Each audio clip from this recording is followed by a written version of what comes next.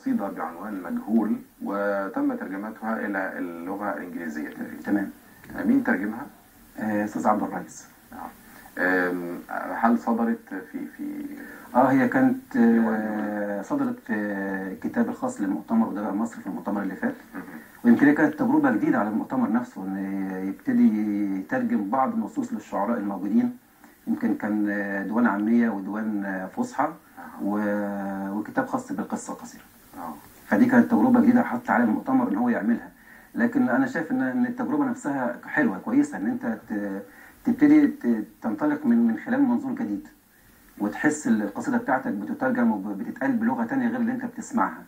وإن كانت أنا شايف إن الترجمة بتبقى حرفية زيادة عن اللازم. يمكن أنا بقول إن المترجم كل ما كان صاحب تجربة إبداعية، كل ما بيحس بالانفعالات اللي في القصيدة. فبيكتبش، ما بيترجمش الترجمة الحرفية بتاعت الجملة، هو بيترجم إحساس الروح. فيمكن هي دي اللي ممكن تكون مطلوبة بعد كده. لكن التجربة نفسها جميلة جدا، ويمكن أنا شايف إن بعد كده هيبقى فيها صراع عليها كبير جدا، إن الواحد يبقى ليه نص مترجم، وبعدين مش أنت كمان اللي بتترجمه ولا أنت اللي بتعمله، لا ده بيطلب في مؤتمر عام ومؤتمر أدباء مصر. فدي حاجة بالنسبة لي أسعدتني جدا. عمرو، هل أنت تنتمي إلى جيل من الشعراء الشباب؟ إلى أي مدى أخذوا حقهم في الوقت الراهن مقارنة بالأجيال السابقة؟ أنا أعتقد يعني إن الحق لسه بدري عليه. حقهم طبعا، أنا قصدي حقهم في الظهور، حقهم في الحضور للمنتديات الرسمية، وفي التمثيل الدولة في المحافل العربية والدولية. إحنا مش هننكر دور الدولة في ده. الدولة بتحاول من خلال جهات متعددة جدا زي القنوات والإذاعة والمنتديات. هل هذه المحاولات كافية وتعطيكم الحق؟ لا طبعا لا. لأن في كتير جدا زي عمرو أحسن من عمرو 100 مرة. ما ننكرش ده. وفي ناس مش لاقية السكة، مش لاقية الطريق. يمكن أنا واحد عرفت حاجة يعني دخلت منها، لكن في ناس أحسن مني بكتير جدا، ومحتاجة تقول كلمتها، محتاجة تظهر، محتاجة تاخد فرصتها أكتر. مقومات الشعر الناجح الآن إيه هي؟ كتيرة جدا على فكرة. أو المنتشر لا، المنتشر حاجة والناجح حاجة تانية. المنتشر ليها مقاييس تانية يعني. ودايما أنا كنت بقول ليس بالإبداع واحدة. يعني ممكن ما تكونش مبدع وتكون موجود، ويكون ظهورك أكتر من المبدع. مظبوط. بس يعني أحد معايير النجاح الانتشار أيضا في الوقت الراهن. أكيد. حتى لو هقول يعني حتى لو أنت شاعر على القد، أو شاعر مش مؤثر جدا، لكن ليك فرصة فبتظهر.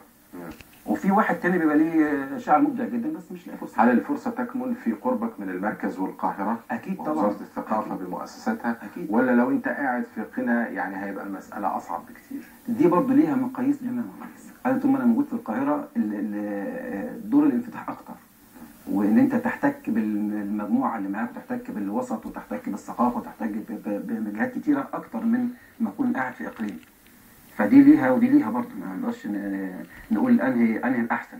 ولكن الاحسن في نظري ان انت تكون موجود في القاهره، رغم ان القاهره يعني زحمه في مبدعيها، يعني بقينا كتير. فعشان كده بقول ان الفرص قليله. لو كانت فرص اكتر من المبدعين كانوا هياخدوا حقهم. هل القاهره مدينه سرد ولا مدينه شعر؟ لا طبعا مدينه شعر. ليه قلت كده؟ لان انا بحب القاهره جدا، بس بحب ليلها اكتر من نهارها. انا بحس ان الليل ده بتاعي انا، بيحتويني وبحتوي.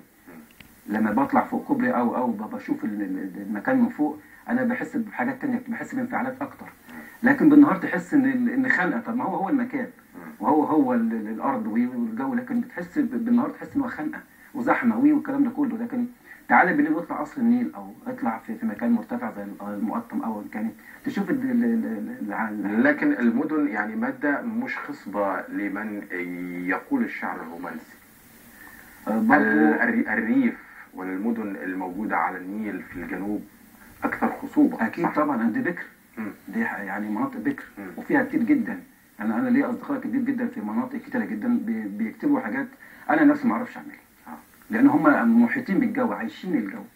فبالتالي أنا لو هاجي أكتب مش هكتب زي ما هم بيكتبوا أبدا. طيب نختم بقصيدة صغيرة من إبداعك. اتفضل. كنت عايز أقول غرفة انعاش. اتفضل. مين اللي قال البحر في عينيكي ما جاش؟ مين اللي قال البحر في عينيكي ما جاش؟ البحر لما يكون حياة يبقى أكيد في عينيك عاش. يا مودياني للمغيب في الظل، من فين أجيب الدواء للقلب لو موجوع؟ مسموح أحبك أنا ولا يكون ممنوع؟ عارف بأن الحب ليه قوانين، عارف بأن الحب ليه قوانين، أولها لما يكون لغيرك عيب يمكن يكون مكروه. من حق أعيش معتوه لما الزمان اختل، رغم أن أحلامي يدوب لحقت طراطيف الأمل، متعلقة في حبل الغسيل والحبل كان هالك. هتصدقي لما بقول هالك؟ هتصدقي لما بقول هالك؟ شامم شياط الحب في العتمة، قلبك لغير براح والقلب أنا كتمة. ريحة سكوت الليل مع البرق اللي طارح في السما بتخوف الأحلام وتجمع الكوابيس في عنقود المنام. عشمان أنام، عشمان ألاقي الحب خالي من التهديد، تعبان من الحب الجبان، واللي بعيد لبعيد يا لعنة العشاق. حبك ده بيت الداء، من بدر قالوا زمان القط ليه خناق، وانت اللي حبك طوق ملفوف على رقبتي، وانا لسه واقف على الحدود وبكسر الوقت اللي متجمد بعود كبريت. واكتر حواديت الهوى من اول العهد القديم لنهاية العمر اللي فات، مشدود على شريط الوجع والذكريات، متحل بالقلب الجريء وشجاعة الفرسان، متحل بالقلب الجريء وشجاعة الفرسان، راكب على حصان الخشب سيفي من الكرتون، خايف أبص لفوق المستخبي يبان، يتشد عنقود الأمان الممكنة من روح. يا حضنك المفتوح بطول النيل، يا حضنك المفتوح بطول النيل، وبتاخدي بالأحضان محاسيبك، وأنا اللي شلتك طعم في لساني، رغم إني دقت المر حالف محاسيبك. يا رموشك المفرودة سجادة صلاة للأولياء والعارفين، والعارفين إنك مشاع. ممكن يكون الليل أمان والحب يمشي في سكته من غير قوسين، وتخرجيه من غرفة الإنعاش. ويا هل ترى إن عاش؟ هل الإجابة للسؤال مين اللي قال البحر في عينيكي ما جاش؟ الله الله.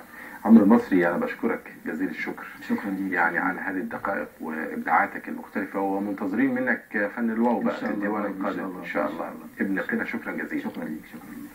على ذكر فن الواو، يعني أحد أصدقائنا الشعراء قال حدش خالي من الهم حتى الحصى في الأراضي، ملوش مصارين ولا دم ماهوش بالعيش راضي.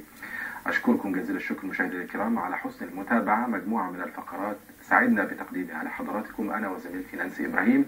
غدا إن شاء الله يأتيكم أسرة عمل جديدة في ثقافي كافي. إلى اللقاء.